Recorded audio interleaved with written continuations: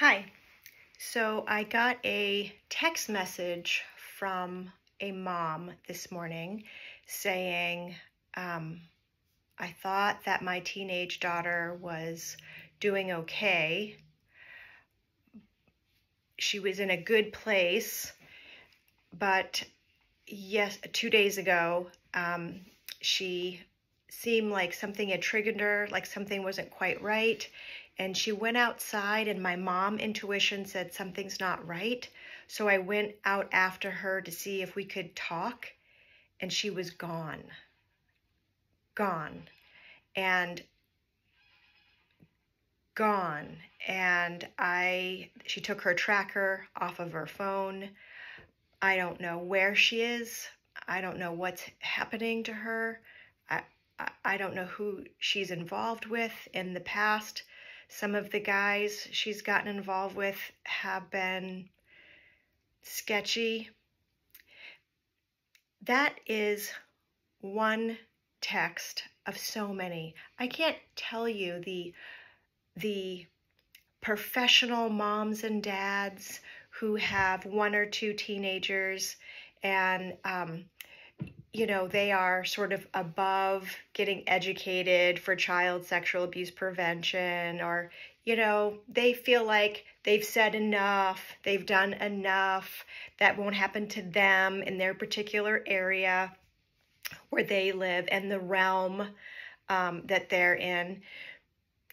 And then I get the call, and it's like, wow, our beautiful princess has sexually explicit video on her phone by some male who is obviously decades older than she is, doing disgusting things on the phone, and she is sending him pictures of her, and like, what do we do? And can we get this guy arrested?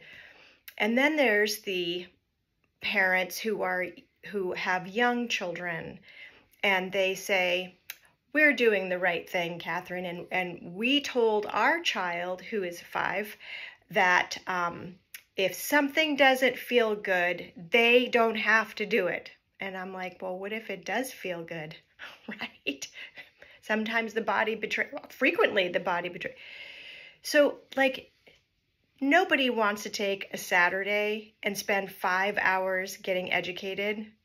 People think that cancer happens to somebody else, Parkinson's, MS, some sort of car accident where they have head trauma happens to somebody else, a spouse cheating happens to somebody else, losing your job and just losing your money happens to, like, all the bad stuff, like, happens to somebody else. It's not my problem. We're beyond that until it does. Suddenly, cancer awareness and prevention is a big deal when you're the one sitting in the oncologist's office fighting for your life.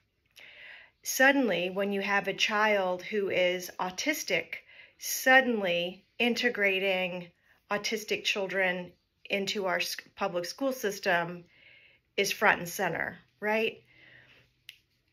I get it. I get it. I've seen enough. I get it. And it's frustrating for me because I know that the trainers I bring to our community on what is child abuse, how to identify child abuse, how to prevent various ages of children, like how do you empower your child, and I get it's not going to happen. I've done enough. I don't want to spend the time. I don't have the time. I have a game. I have soccer. I have, I work so hard. I've got my chores to do. Like, I get it, because it's not happening to your child as far as you know. So, you're not going to make time for something that isn't like right in your face. And I'm saying, when it's right in your face, it's too late. When it's right in your face, when something awful has happened, you can't unring that bell. There's lots of healing and but you are forever changed. Everything, the world is forever changed when that unspeakable thing happens. And the deal is, we're not talking like 1 in 100, right? This isn't the odds of being struck by lightning or the odds of winning the Powerball. We're talking about 1 in 5. If Powerball was 1 in 5 and you're 60 years old, you would have won like 18 million Powerballs by now, right? 1 in 4 girls, 1 in 6 boys, 1 in 5 children. In Maine, where you live, on your block, where your kids go to school, those children in the classroom, if you go to a faith-based organization, youth group, before they're 18. And that doesn't mean 1 in 5, they're all 17, so does it really count? Yes, it really counts. And 1 in 5 children, 1 in 5 children.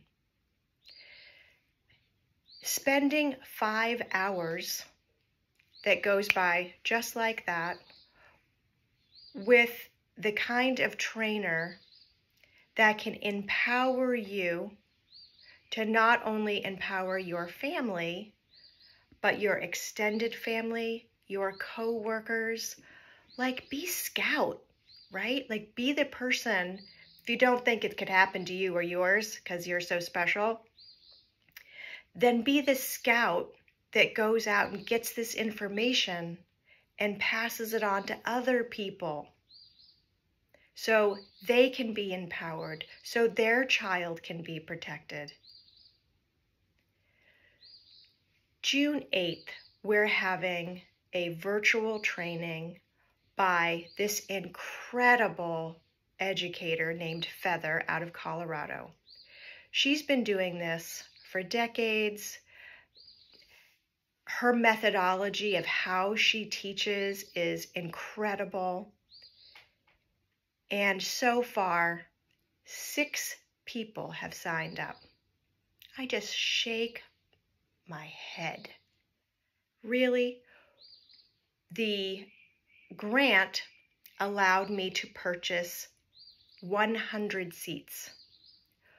What could 100 people in our state, knowing how to empower themselves, each other, and children to protect them from being abused, and hello, it's by somebody that they know and trust.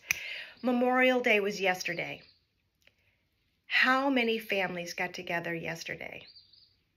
How many children were abused in the state of Maine yesterday? Nobody wants to think about that. Breaks my heart.